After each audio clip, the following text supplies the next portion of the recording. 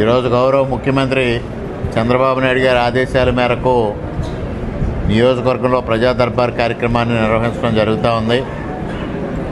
ఈరోజు ఉదయం 10 గంటల సమయంలో ఈ ప్రజా దర్బార్ని ప్రారంభించడం జరిగింది. 2 గంటల సమయంలో దాదాపుగా 75 మంది వివిధ అంశాలపైన వచ్చి వారి ఫిర్యాదులు ఇవ్వడం జరిగింది. మరి 4 మండలాలకు సంబంధించిన అధికారులందరూ కూడా ఇక్కడ అందుబాటులో ఉన్నారు. వెనువెంటనే వాటిని అధికారుల దృష్టికి తీసుకెళ్ళడం, అదేవిధంగా వీటిని ఎవరైతే ఫిర్యాదుదారులు ఇచ్చారో వారు ఎక్కడైతే ఇక్కడ ముఖ్యమంత్రి గారి ఆదేశాల మేరకు P4కి సంబంధించిన స్టాఫ్ ఉన్నారో వారు రిజిస్టర్ చేయడం కూడా జరుగుతూ ఉంది.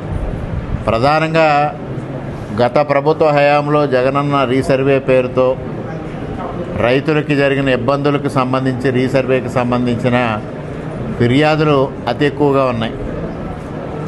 అదేవిధంగా కొన్ని చోట్ల కరెంటు స్తంభాలు కావాలనేది కూడా అనేక చోట్ల నుంచి వచ్చింది.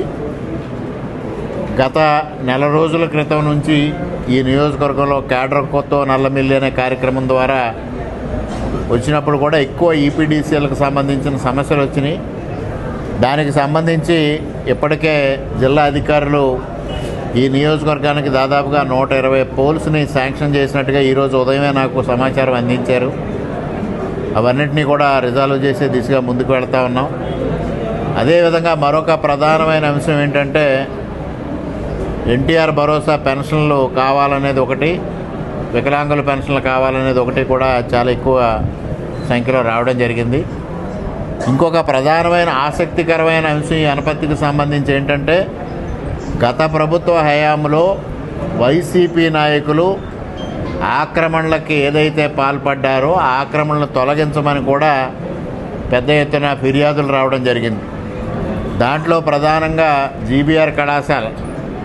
జీబీఆర్ కళాశాలకు సంబంధించి ఏదైతే ఆక్రమణలు ఉన్నాయని గతంలో కొంతమంది ఫిర్యాదు చేస్తే అధికారులు సర్వే చేసి అక్కడ ఆక్రమణలు ఉన్నాయని గుర్తించి వారికి ఆక్రమణలు తొలగించమని ఇప్పటికే 3 నోటీసులు జారీ చేయడం జరిగింది. దాదాపుగా 4 నెలల వ్యవధి కూడా ఇవ్వడం జరిగింది.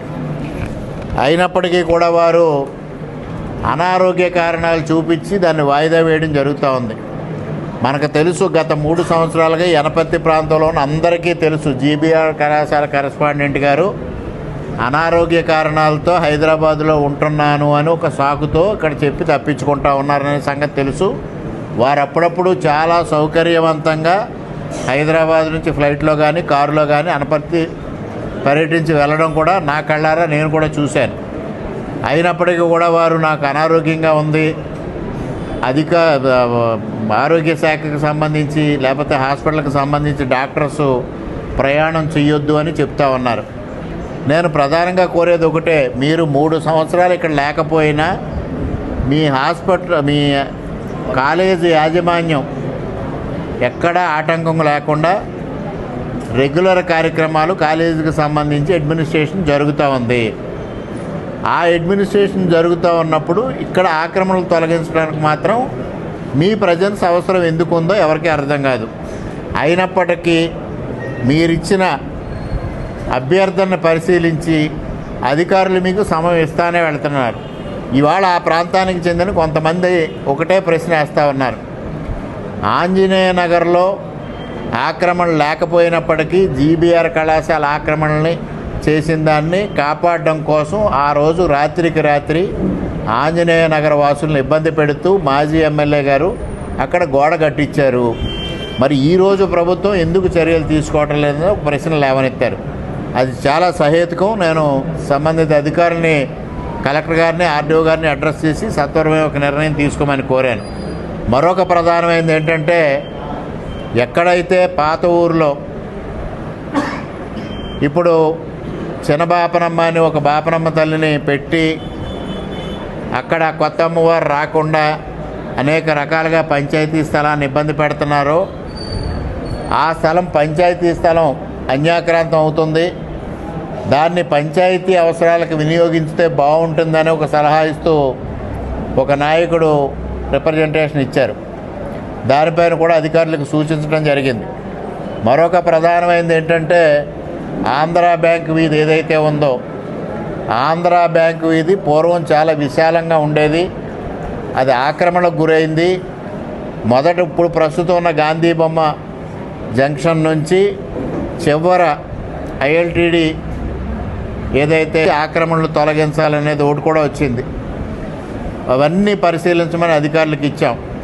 అంటే పాత గవర్నమెంట్లో, వైఎస్ఆర్సీపీ గవర్నమెంట్లో ఏ విధంగా ప్రభుత్వ స్థలాలను ఆక్రమించుకొని ఇవాళకి వాటిని ప్రభుత్వ పరం చేయడం కోసం ఎందుకు సందేహిస్తున్నారో కూడా సమాధానం చెప్పాల్సిన అవసరం మాజీ శాసనసభ్యులపైన ఉంది అనేది కూడా ఈ సందర్భంగా తెలియజేస్తూ ఉన్నా.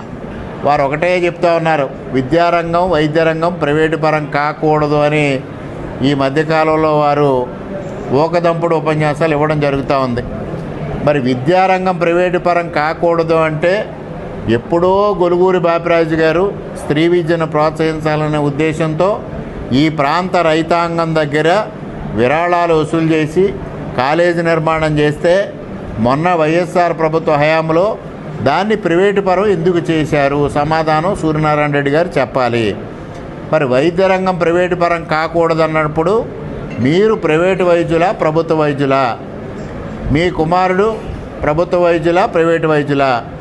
మీరేమో ప్రైవేటు రంగంలో వైద్యం చేసుకుంటూ కోట్ల వందల కోట్లు ఆర్జించవచ్చు, మిగిలిన చోట్ల మాత్రం వైద్య రంగం, విద్యారంగం ప్రైవేటు పరం కాకూడదనే నీతి వాక్యాలు చెప్తా ఉన్నారు. ఈ రెండిటికి వ్యత్యాసానికి సమాధానం కూడా తమరు చెప్పాల్సిందిగా ఈ సందర్భంగా కోరుకుంటూ, ఇవాళ ఏదైతే ఇక్కడికి వచ్చిన కంప్లైంట్స్ ఏవైతే ఫిర్యాదులు వచ్చినాయో ఇవన్నిటినీ ఒక ప్రయారిటైజ్ చేసుకొని దశల వారీగా వాటిని పరిష్కారం చేసి సంబంధిత ఫిర్యాదుదారులకి మరలా సక్రమంగా వాటికి సమాచారం అందించడం కూడా జరిగే విధంగా చర్యలు తీసుకోవడం జరుగుతుంది.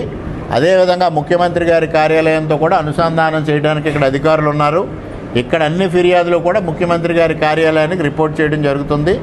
అక్కడ పరిష్కారం చేయాల్సిన విషయాల్ని అక్కడ పరిష్కారం చేసి తొందరలోనే ఇవన్నీ పరిష్కారం చేసే దిశగా ముందుకు వెళతామని తెలియజేసుకుంటూ, మరి అత్యద్భుతమైన స్పందన ఉంది. మరి ఇప్పటికే ఇంకా బయట చాలామంది ఫిర్యాదుదారులు వేచి చూస్తూ ఉన్నారు. తప్పనిసరిగా వచ్చిన అందరి దగ్గర ఫిర్యాదులు స్వీకరించి వాటిని పరిష్కారానికి కృషి చేస్తాము. ఇది ఒక అత్యద్భుతమైన కార్యక్రమం. ముఖ్యమంత్రి గారు, లోకేష్ గారు ఆలోచనతో ఈ కార్యక్రమానికి శ్రీకారం చుట్టారు. దాన్ని ముందుకు తీసుకెళ్తామని ఈ సందర్భంగా తెలియజేసుకుంటూ ఉన్నా.